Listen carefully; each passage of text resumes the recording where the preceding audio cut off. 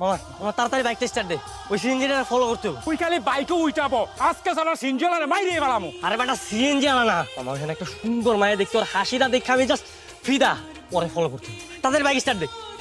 কি হইছে? স্টার্ট হইতেছে না তো, স্টার্ট দিতেছে না মানে? মনে হয় তেল শেষ। তেল শেষ মানে? এই বেটা কি কইতাছ তুই? তেল শেষ হবে কেন? আরে তেল শেষ হয়ে গেছে, আমার কিছু করার আছে। হারামজাদা, তোর মতো তোর বাইক চলে মনে হচ্ছে তোর একবার দেই। হারামজাদা, কি হয়েছে তোরা রাস্তায় মারামারি করতেছিস কে লিগা? কি হইছে মানে? হ্যাঁ, এত সুন্দর একটা মায়া আসলো বাট এতদিন পরে আমার লাইফে দেখে আমার এত সুন্দর একটা হাসি দিল, আমি তো জাস্ট ফিদা হয়ে গেলাম।